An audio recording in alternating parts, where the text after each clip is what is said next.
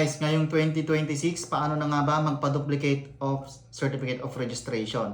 Ito yung ginagawa kung ang yung Certificate of Registration, ang yung motor sakyan ay nawala, nasira, nasunog, napunit o ano mang nangyari o lumabo yung kanyang sulat o yung kanyang print. Pwede kang humingi ng duplicate sa LTO ng original. So narito yung mga requirements, process at kung magkano yung gagastusin sa pagpapa-duplicate of CR. Unang-una, ayan, kailangan mo ng photocopy ng ORCR, kailangan ng ID ng nakapangalan, registered owner, affidavit of loss, at saka kailangan ng PNP HPG clearance. Ito yung nadagdag, yung PNP HPG clearance kasi dati wala yan. Okay? So kailangan nyo na ulit na kumuha ng PNP HPG clearance. Yes, may bayad yan. Pero ang purpose dito ng LTO ay para masiguro na ang unit na yung kinukuhanan ng duplicate of CR ay walang hit, walang alarma, hindi nakaw, hindi talon kasa, hindi naka-encumbered or ano-ano pa man yan kasi nga meron na nitong nagdaan ay merong na tuklasan ang LTO na illegal na natatransfer at nakanapapalitan ng certificate of registration yung mga papeles na nanganakaw, mga naka-loan pa o ito may mga nakatalon kasa. Okay?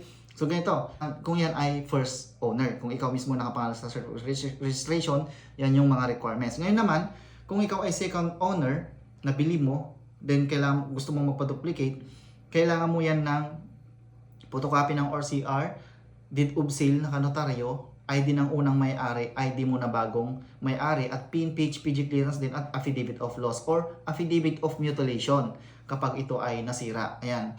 Kapag ipapalakad mo, okay, kailangan mo ng photocopy ng ORCR, kailangan ng ID ng unang may-ari, ID ng maglalakad, affidavit of loss, at saka yung kailangan ng special power of attorney. Ayan, katunayan na siya ang maglalakad ng mga papeles mo. Una mong gagawin, okay? Pumunta ka sa HPG, kumuha ka ng PNP HPG clearance, dalhin mo yung mga requirements na nabanggit ko kanina, and then dalhin mo yung motor mo, inspection nila yan. Okay? Pagdating sa HPG, mag-fill up ka ng motor vehicle inspection report, and then submit mo dun sa inspection nila, check nila yon kung tama yung mga requirements mo, kompleto. Pagbabayarin ka sa land bank, ayan, bibigyan ka ng payment form, magbabayad ka sa land bank. Pagkabayad sa land bank, balik ka sa HPG, pa-photocopy mo yung resibo, tapos ibigay mo ulit sa HPG kung sino nagbigay sa'yo. Ayan, ibalik mo doon.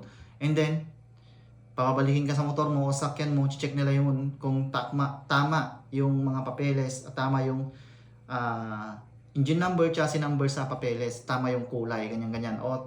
At saka, magpipicture kayo, kasama yung HPG, kasama yung nag-stencil, kasama yung plaka ng motor mo, okay? O kasama yung sakyan mo. Ayan. Pagkatapos niyan, bibigyan ka nila ng stub, babalikan mo na lang yan. Babalikan mo after 3 days or depende sa HPG, meron 1 week, meron 1 month, depende sa kanila kung gaano karami yung napaprocess, gaano kabilis magawa ang iyong HPG clearance, okay?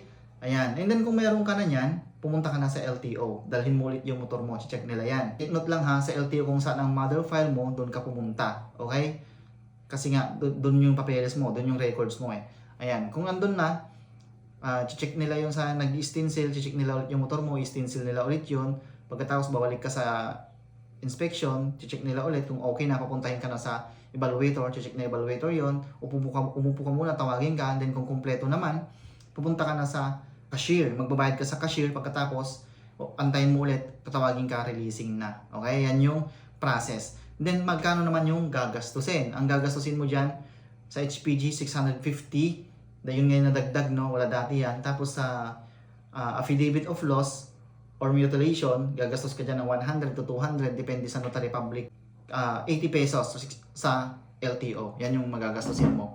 Okay, so hindi kasama diyan yung syempre, yung mga bigay-bigay sa mga nag-stencil, ayan, meron din kasi mga ganun eh. Ayan po yung kumpletong mga gastos kapag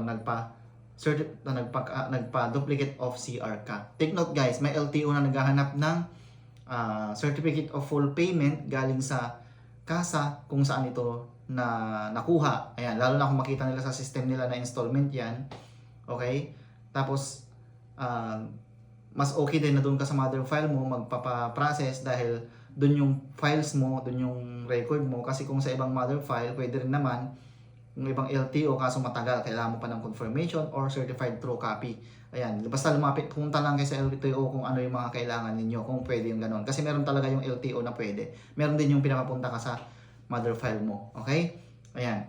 Tapos, take note lang din na kung second owner ka, dapat ang magpapagawa ng affidavit ay si first nakapangalan. Kung siya ang nakawala. Ngayon, kung kumpleto naman ang nabigay sa'yo, sa'yo nawala, ikaw ang magpapagawa ng affidavit of loss. Basta importante nakanotaryo yung date of sale bago ito mawala. Okay? Kasi kailangan po yun. Hinahanap po yun ng notary public. Hindi na kailangan si first owner, basta kumpleto ang mga papeles. Okay? So, yun lang. Para sa mga credits natin, yun yung update sa pagpapa-duplicate of CR ngayong 2026. Kasi nga, dinagdag yung HPG clearance nito lang yung December na approve yung memo o nagawa, nalabas, na dahil nga mayroong mga issue na transfer of owner o na kuhaan ng original copy ng CR kahit na hindi pa ito fully paid or mayroong mga nakaw o mayroong mga mga hot cars tapos kaya nga nagawa yung memo na dagdag ang HPG clearance. Ayun lang, para kadagdag katanungan, pwede mag-comment down below, sasagutin natin. Share is caring!